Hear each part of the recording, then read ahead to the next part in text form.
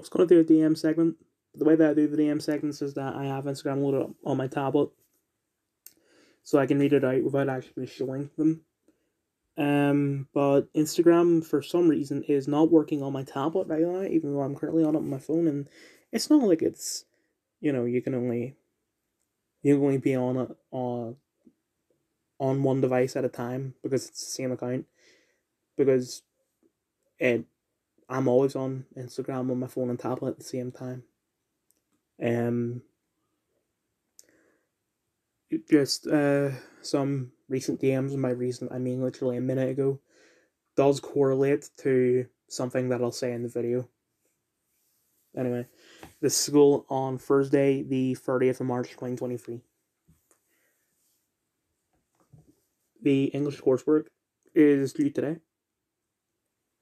I have not touched it since Monday, but I did delete the plan because that's what I was supposed to do.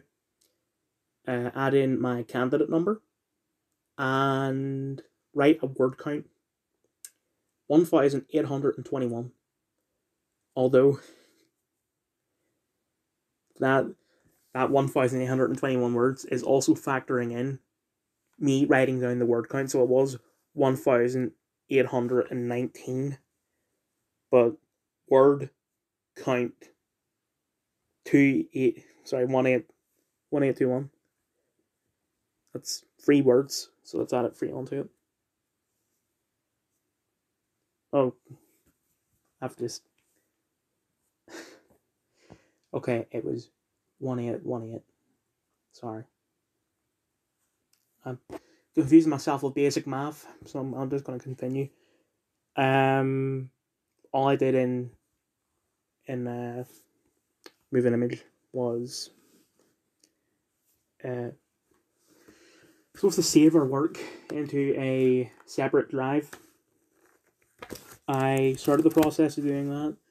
So Director's Notebook was simple. All of it was copy and paste it into this empty drive. The empty drive has my candidate number and center number along with my name. Then I put the Director's Notebook in there. The file was called Director's Notebook.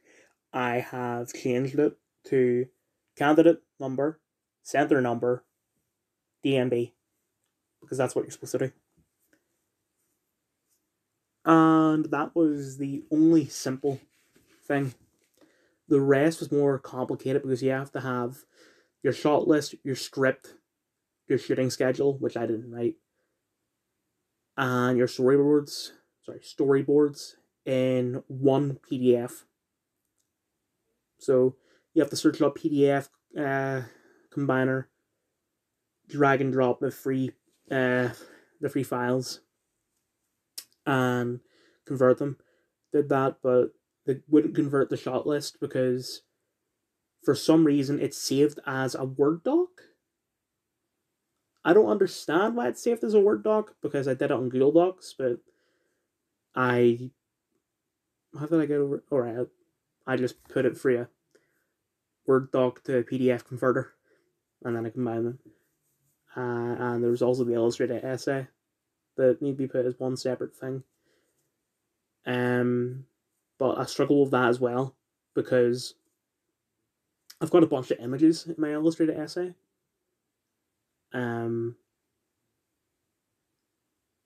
One, I should mention, the problem with the illustrated essay is that it's saved as a Word doc and not a PDF, so I need to put it through a PDF converter. But the first PDF converter to come up converted it. I was like, okay, let's save that. But I looked at it and the first image is missing. It just came up with a warning sign. So I tried the next PDF converter. That was the same thing. And the next 5 PDF converters just refused to convert it. So I asked the teacher for help, and she was like, "Oh, but you haven't added your title to the illustrated essay, and you haven't added a synopsis, and possibly something else." So I added those and attempted to do it again, but it's still not working. So I'll just have to ask her when I come back in 3 weeks.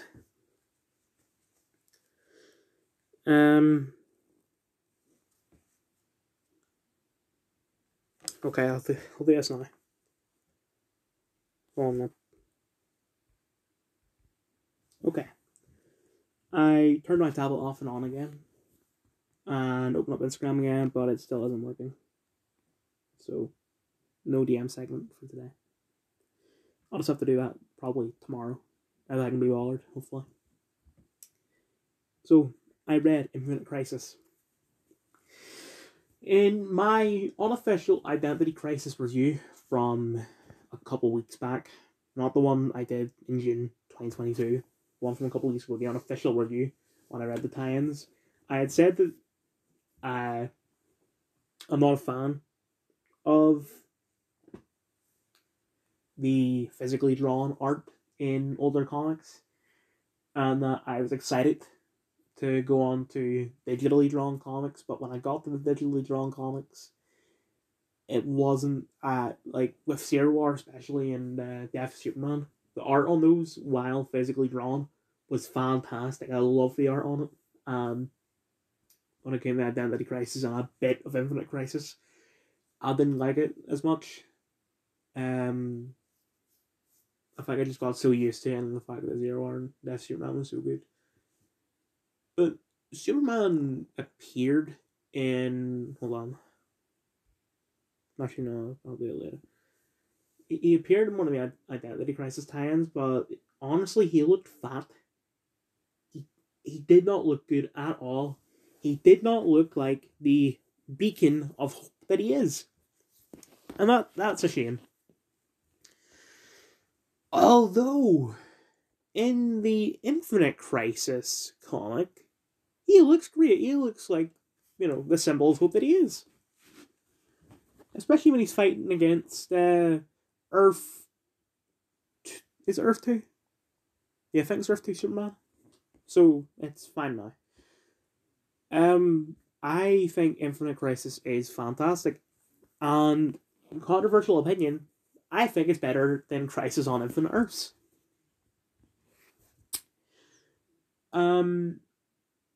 Ginger asked me, not that long ago, that is it really necessary to read the tie-ins? And at the time, I sound really nasally right now. I'm just going to continue. I'm sorry about that, but whatever. I said to him at the time that I'm just reading them just in case. But now that I've read the Crisis on Infinite Earths tie-ins, everything that's related to Zero War, including Zero War, and the tie-ins for Infinite Crisis, I can safely say that yes, reading the tie-ins are important, because as far as I remember, Superboy Prime never appeared in Crisis on Infinite Earths. He only appeared in one of the tie-ins. So I would not know who Superboy Prime is if I did not read that tie-in. And he is one of the main villains of Infinite Crisis. And then there was a tie-in for Infinite Crisis where it's explained that Superboy Prime, Superman of Earth 2, and Alex Luthor of Earth 3 are the bad guys. I thought from reading the main series that they were just looking at them, and what Infinite Crisis was going to be was shutting down Brawler Eye, stopping the Rann-Thanagar War, just, ending all the tie-ins, but I thought it was really smart what they did with that. I think it's called, Infinite Crisis Secret Files and Origins 2006. And they're revealing that Alex Luthor was the mastermind behind everything. He convinced Superboy Prime to go to where the Anti-Monitor's body is, steal his armor, and in the process, move entire planets, which kickstarted the Rann-Thanagar War, and also hijack Brawler Eye, which caused the OMAC project. And also the Villains United tie-in, where what are they called? The Society, I think. they are run by Lex Luthor, who's actually just a disguised hologram of Alex Luthor. So yes, the tie-ins are important. So yeah, I love Infinite Crisis. I think it's better than Infinite Earths. As for whether or not it's better than Zero Hour, I don't know. But I do love the fact that, the comic book, was a comic book Herald I read? Yeah, comic book Herald said that, even the tie-ins have tie-ins, and I read that before I even started. Like when I was in the middle of Identity Crisis. That got me excited. Tie-ins of tie-ins, I love that. Because OMAC Project, Villains United, Ran Fanagar War, etc. are all tie-ins of Infinite Crisis, but those tie-ins have their own tie-ins. Like OMAC Project has what's that thing called, like Superman Bloodline, I think? Or maybe I'm thinking of the Bloodlines event. Where is it?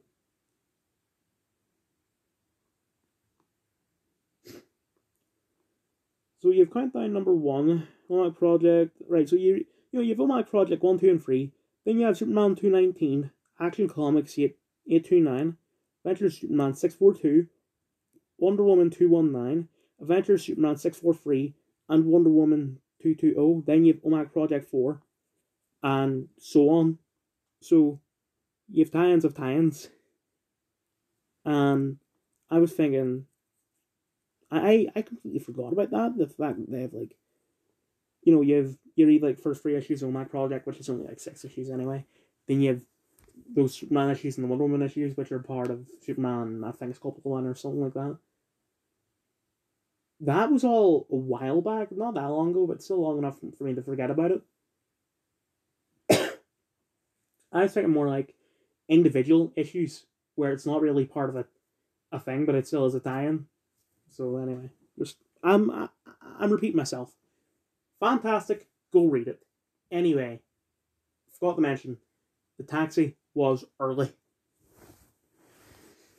It was there at about 5:02. Excuse my stomach, that was very loud. I'll be back. I'll just do things that I was planning on doing. Okay, so I don't remember where it was. I know that. Alright. Taxi was there at, I believe, 10:02 or 5:02. Because I decided. So I drove in today. And when I drive in, I usually get there at past. When I get the bus, it usually gets there at 1:45. So what I normally do is I wait in form class for 15 minutes and then wait for the taxi. I decided to wait an extra 5 minutes, but that 5 minutes extended to 10 or 15 minutes. And when I got there, taxi driver was there, and it's the usual guy. I was asking, have you got your test book? And I said, yeah, it was yesterday. I failed because of, and all that. So, okay. So have you got a rebook yet? I answered him. I said, yeah, it's sometime in May. So, I've got, well, what feels like plenty of time, but it probably won't be. And taxi was pretty early. Going home.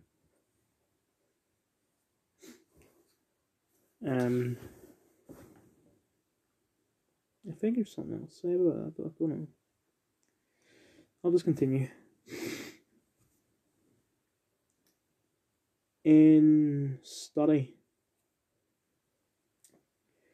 I finished a homework, right? So the media teacher has been out all week.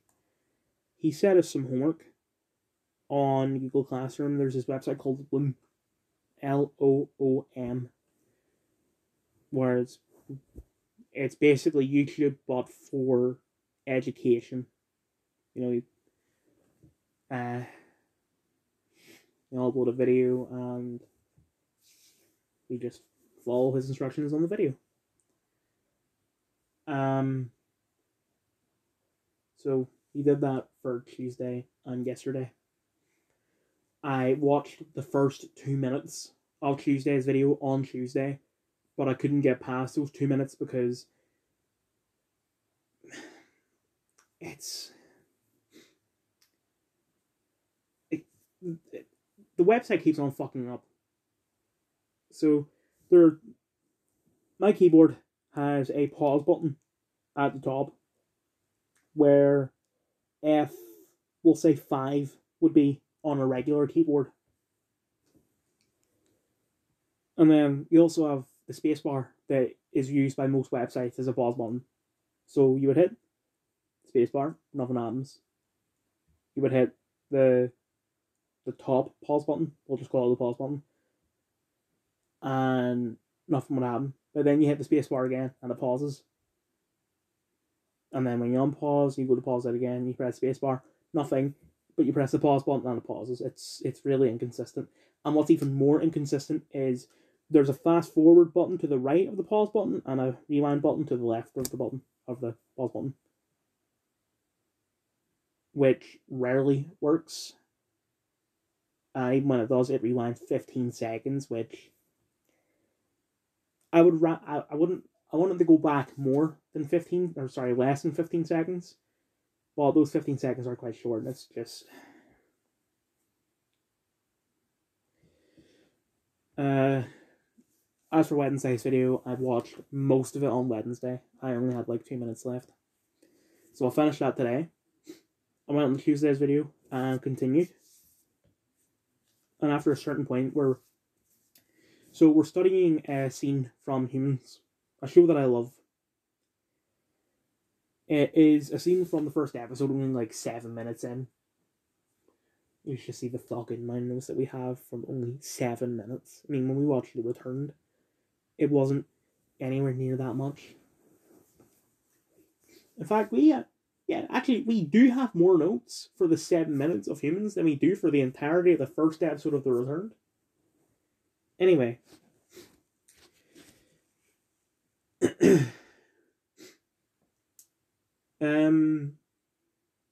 There's a scene where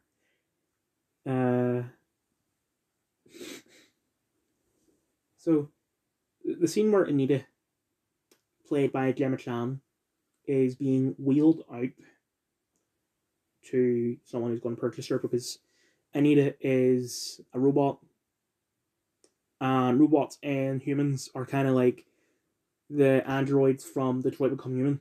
Like, it's startling the similarities between both things, at least at the very start of them. Like, as both of them go on, they do split. So there is a close-up of the wheels, because it's sort of like one of those things that it's like a wheelbarrow, but not. I don't know. Just one of those. Got a close-up on the wheels of that. Then close-ups of just parts of her body, and it's not.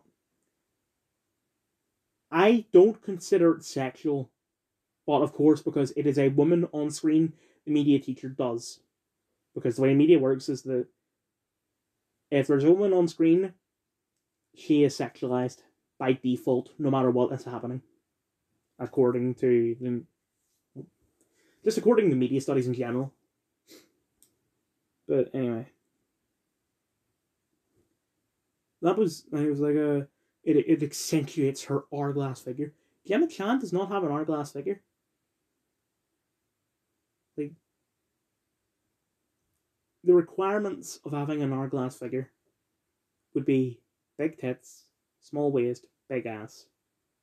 Because someone with that body type has the body in the shape of an hourglass. You know, top, big, middle, small, bottom, big. So her shirt, I think it's a shirt too, or shirt or a dress, is somewhat tight. So you do somewhat see her tits, like, I don't know what the word would be, bulging, I guess. I say somewhat. very slight curve. Hold on. I'm gonna drink.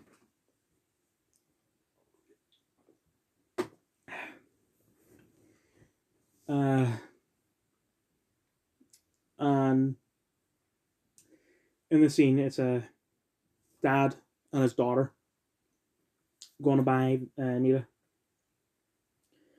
And the daughter is only like 5, we'll say. And she's like, oh, I hope she's pretty, Dad. What if she's not pretty? And as soon as she said that, I was like, oh, fuck. You already know the media teacher is going to say something, and if he does not word this carefully, he will sound like a nonce. And I think, from memory, what he said was that basically the 5-year-old was indoctrinated by the media to be obsessed with being beautiful. Like, no. She is a human being. She appreciates beautiful things. I don't know if I should say this. I'm gonna word it generally, so not specifically about or from the perspective of, I think her name is Sophie. Just in general. I don't remember what the fuck I was going to say. I'm just going to continue, and if I remember, I'll say it without any like notice that I'm going to say it. And then it was like hi, Dad's name. I'm Anita. For me to be registered with you because I'm a fucking robot, you're going to need to shake my hand. But the way she says this is, I need a DNA sample. And the teacher said that one, she said it in a seductive voice, which she didn't. She said it in an English accent. I don't know much about English accents. I'm just going to say London. She said it in a London accent. I'm not going to do an impression of a London accent, but just, London accent. Hello, I'm Anita. Blah, blah, blah. I'm going to need a DNA sample. And then he also said that DNA sample is a euphemism for, it isn't. She literally needs a DNA sample from fingerprints, not from, bodily fluids. And at that point, I could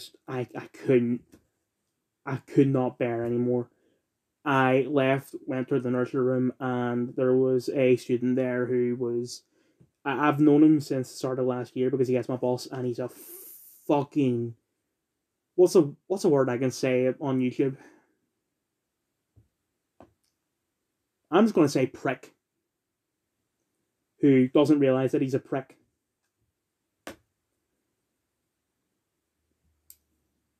So I left and just stood outside in the rain.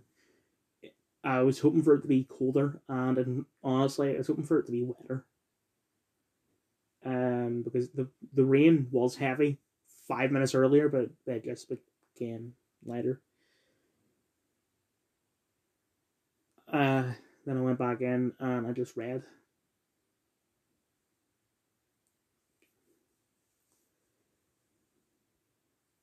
The media teacher is known for pulling bullshit out of his ass, but this is the biggest example. Like, the man said in the past that Chadwick Boseman sacrificed himself for BLM.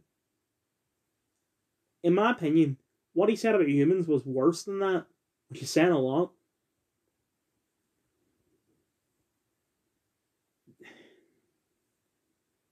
And you have Dylan and Ginger saying, oh yeah, I agree with you that he is making a lot of bullshit up, but just keep watching the video, it's fine.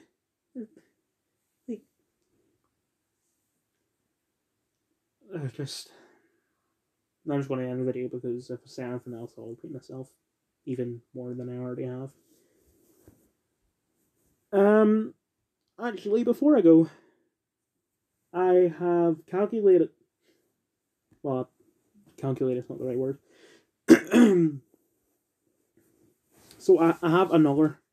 I'm on the next big event in DC, which you might know what it is, you might not. But I've looked up the reading order for it, and on surface level, excuse me, it looks short. But so I'm going to read this out, but I'm just going to censor the name of the event. So, Chapter 1 of the event is The Road to the Event. Part of Chapter 1 is, we'll call it Part 1, which is 7 soldiers. And Episode 1, we'll say, of 7 soldiers is The Road to 7 soldiers. You need to read 14 issues of leading comics. A comic from the 40s. Then 3 issues of JLA Classified. And then after that, I think this Leading Comics is the 40s. As far as I know, JLA Classified is from about 2005. The first issue of Leading Comics is 60 pages, and it's almost no ads. It is a struggle to read. Then you have 7 Soldiers, which that's... I'm not going to calculate that because it's multiple different series. But I would say it's about at least 20 issues. So, Part 2 is 52. Because after Infinite Crisis, all comics went ahead 1 year. And then 52 was a weekly event that explained what happened in between the end of Infinite Crisis and that 1 year later bit. So, Episode 1, Road to 52, not much there.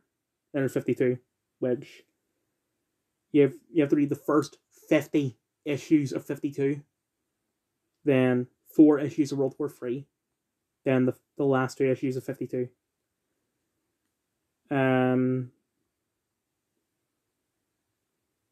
Chapter 3 is Countdown to Event.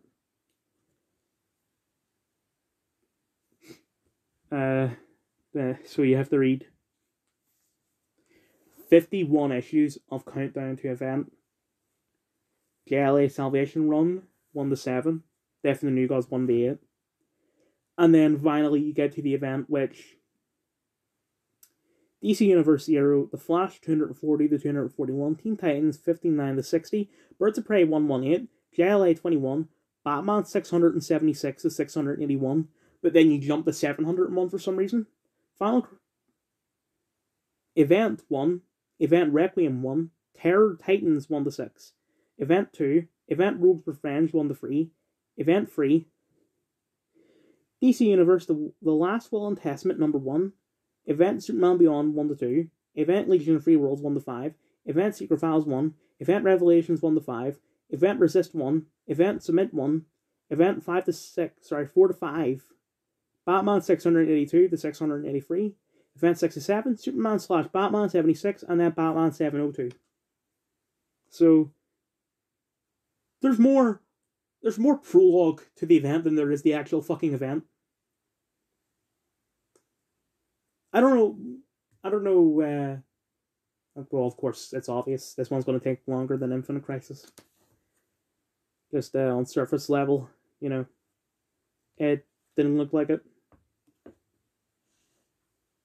I might not get this done, honestly.